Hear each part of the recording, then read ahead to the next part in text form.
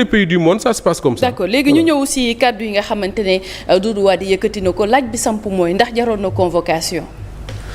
bon jaroon na convocation boobu je crois que le débat ne se pose pas mais man li nga xam ne moo ma ci xaw a je dis pas metti mais li nga xam ne moo ma ci xaw a intrigué un peu mooy propos yi fi mu jógee ci Doudou Wade. Doudou Wade c'est un homme que man je connais que j'ai pratiqué te du man kese bari na ci sama ay moroomu journalistes yoo xam ne am nañ relation boobu ak Doudou Wade. te heure boo paree émission mu oo la. c'est quelqu'un boo xam ne man souvent su ma amee ci wàllu ay textes yu concerné assemblée nationale ak yooyu. ab lu ma ci bëgg a leerlu dama koy woo parce que xam na ko. yenn saa yi nit laaj ma dara ci mbir yooyu dama naan ko appel Doudou Wade parce que moom xam na ci dara beneen bi mooy Doudou Wade am benn jaar-jaar ci wàllu politique jaar-jaar boobu waroon ko permettre wala boog waroon ko pousser waroon ko obliger ay propos yoo xam ne du génne ci làmmiñam jamais ça c'est la première chose beneen bi mooy dama seetlu quand même ci suñu classe politique bii Safiatou depuis quelque temps da ngay dégg souvent ci seen ay propos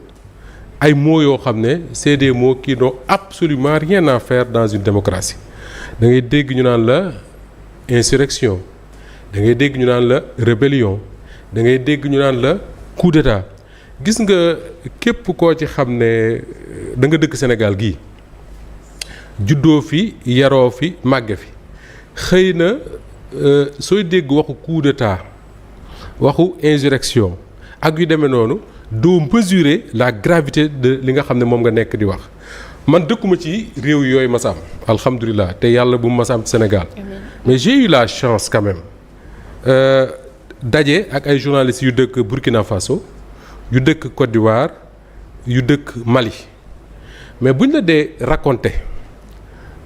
un régime politique démocratiquement élu bu ñu ko renverser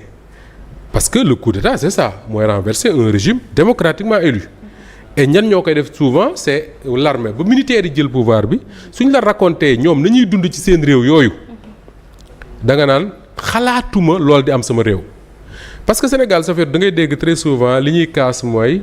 comment est-ce qu'on appelle ça suñu liberté da ngay dégg ñu naan waaw dañuy menacer suñu liberté la liberté d'expression nangam ak nangam et d'opinion. mais li nga xam ne moom la ñenn ñi di tudd seen làmmiñ yi su amoon Sénégal dootuñu menacer liberté mais liberté moo dul amati faf liberté ci boppam moo dul amati moo tax ma yaakaar ne ces propos là benn man jàpp ma ne war naa génne ci làmmiñu ko mel ne Doudou Wade mais bu ca xasee ba génn mais l'autorité judiciaire mënul toog quand même ci réew mu mel ne Sénégal des propos comme ça parce que c'est pas la première fois ñu koy tenir régulièrement sur les plateaux de télévision sur les web TV ñu toog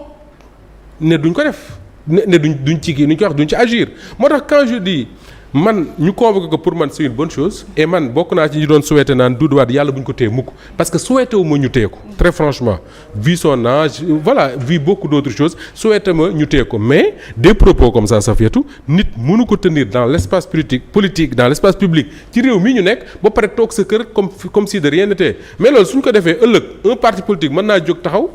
woo Sénégalais yi ne leen ñëw leen ñu dem renverser ji le pouvoir moo tax yu mel noonu il faut éviter et man je suis contre quand les gens disent way propos yu mel noonu yàgg nañ ko fee wax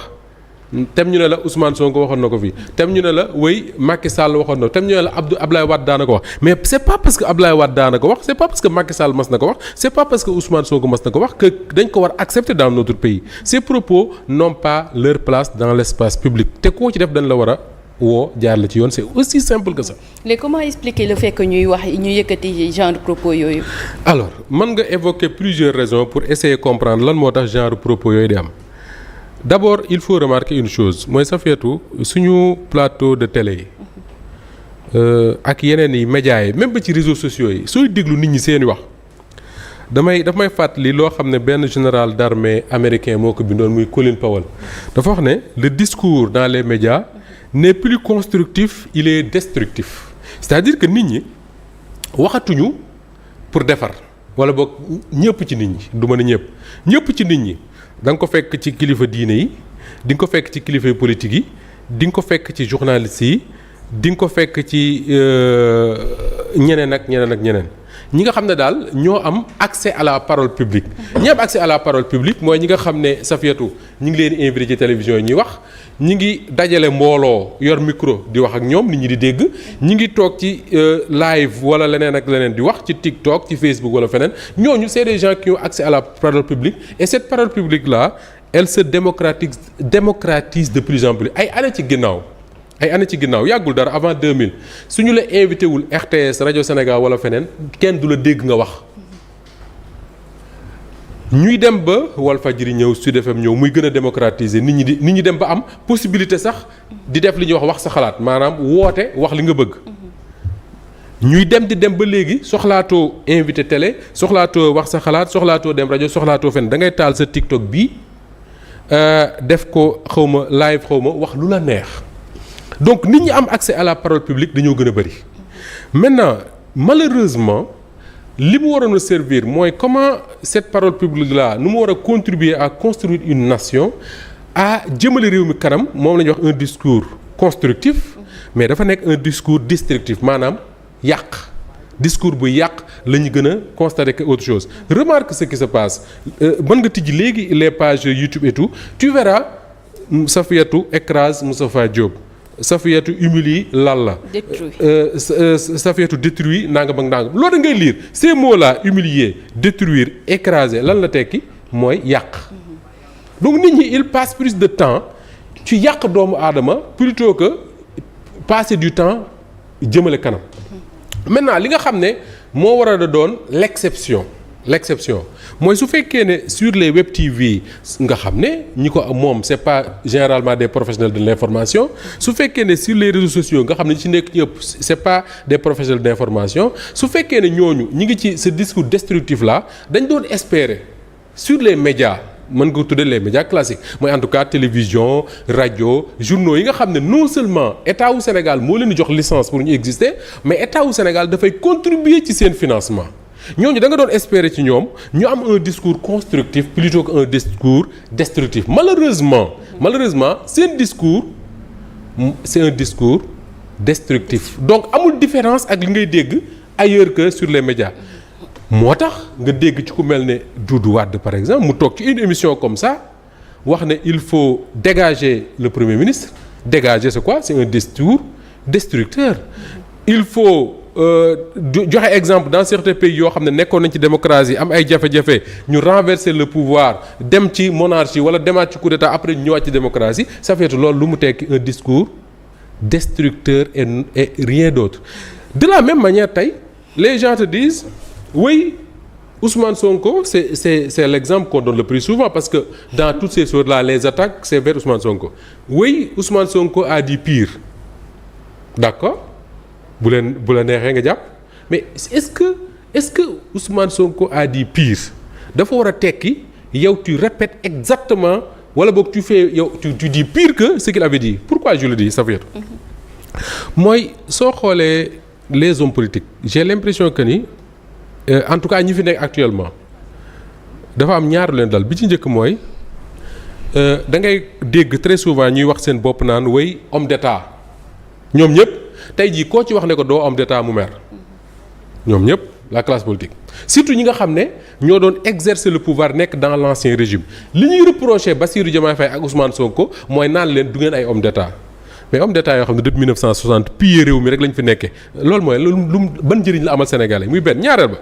mooy man dama jàpp ne li nga xam ne moom lay dégg ci ku ma mën a accepter ne kii c'est un homme d'état mooy ki nga xam ne Safiatou dafa xam la force de l'état maanaam état doole bi mu am